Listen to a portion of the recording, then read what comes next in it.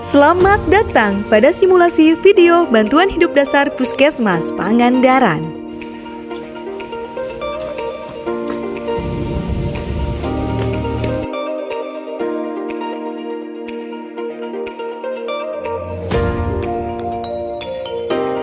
Apa yang bisa kita lakukan dalam kondisi seperti keadaan ini? Bantuan hidup dasar adalah pertolongan pertama yang diberikan kepada orang yang mengalami trauma atau penyakit yang mengancam nyawa sampai perawatan medis dapat diberikan. Henti jantung atau cardiac arrest merupakan pembunuh nomor 1 di dunia. Penyakit ini menyerang secara tiba-tiba dan bisa mengakibatkan kematian jika tidak dilakukan dengan tindakan segera. Menurut American Heart Association, setiap 2 menit terdapat 1 orang yang meninggal karena penyakit ini. Henti jantung dan henti napas dapat mengganggu transport oksigen ke otak. Tanpa asupan oksigen ke otak selama 4 menit, sel otak akan mulai mati. Kematian bisa terjadi dalam 7-10 menit. Kenapa tuh? Kayaknya pingsan deh. Yuk.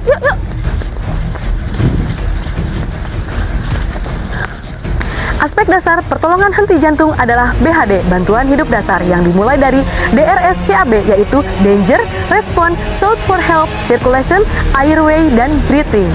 Pada saat tiba di tempat kejadian, kenali dan pelajari segala situasi dan potensi bahaya yang ada.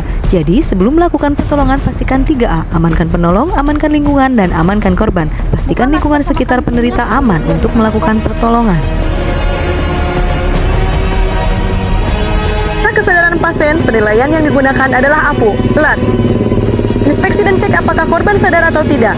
Jika tidak, maka voice. Lihat apakah korban bereaksi pada rangsangan suara atau tidak. Bisa dengan menepuk-nepuk bahu penderita, goyangkan badan penderita, panggil korban dengan lantang. Jika korban tidak merespon sama sekali, berarti unresponsive atau pasien tidak sadarkan diri. Minta bantuan telepon ambulans ya.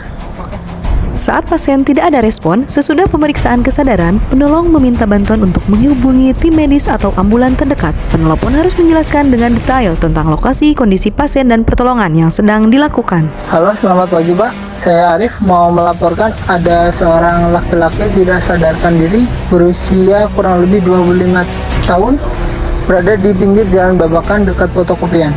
Mohon bantuan segera datang ya Pak. Terima kasih. Circulation, penolong melakukan pengecekan sirkulasi dengan meraba arteri karotis kurang dari 10 detik. Gunakan bagian jari terluas, rasakan denyut nadi karotis di bagian lateral leher. Saat tidak dirasakan denyut nadi, lakukan tindakan resusitasi jantung paru. Ada nadi nggak? Tidak ada. Ayo kita lakukan pompa jantung. Pertama, penolong memastikan dada korban terbebas dari halangan untuk meyakinkan penempatan tangan saat melakukan resusitasi jantung, yaitu di tengah-tengah tulang dada serta dapat melihat pengembangan atau recoil dada. Posisikan diri di samping pasien, lutut sejajar dengan bahu pasien untuk memudahkan gerakan. Gunakan telapak tangan dominan sebagai tumpuan utama, tangan satunya menumpuk di atasnya. Posisikan lengan dan bahu tegak lurus dengan dada pasien. Kekuatan untuk kompresi bertumpu pada bahu penolong. Lakukan resusitasi secara konstan dan gentle. Minimalkan intervensi selama melakukan resusitasi jantung. Lakukan RJP selama 2 menit dengan kecepatan 100-120 kali per menit dengan kedalaman 5-6 cm. Kompresi dilakukan 30 kali banding 2 kali pemberian napas. Tapi jika hanya kompresi, lakukan terus hingga pertolongan datang. Pastikan dada mengembang sempurna untuk tiap pemberian bantuan napas. Jika dalam pemeriksaan sirkulasi nadi teraba, lanjutkan dengan pemeriksaan airway dan breathing secara simultan.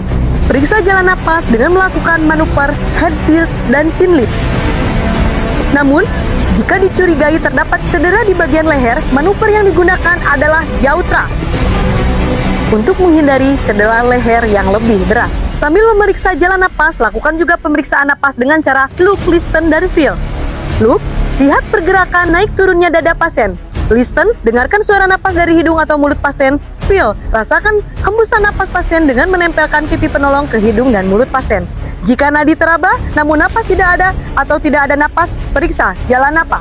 Bila nadi teraba dan ada napas, lakukan recovery position atau posisi mantap untuk menghindari lidah pasien jatuh ke belakang atau menutup jalan napas. Tapi, jika pasien masih henti napas dan henti jantung, posisi pasien tetap terlentang, lakukan RJP sambil menunggu bantuan datang.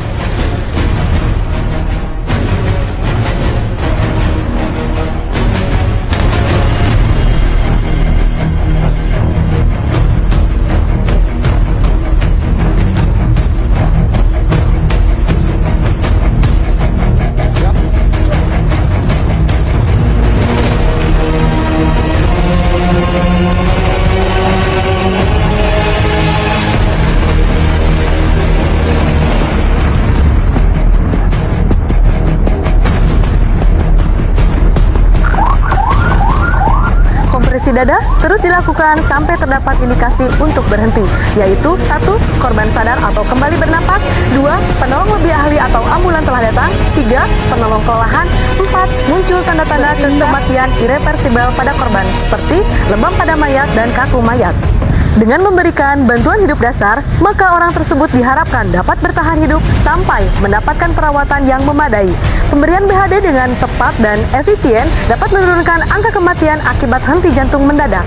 Oleh karena itu, setiap orang harus bisa melakukan bantuan hidup dasar karena hal ini sangat berpengaruh bagi kelangsungan hidup seseorang. Terima kasih, semoga bermanfaat.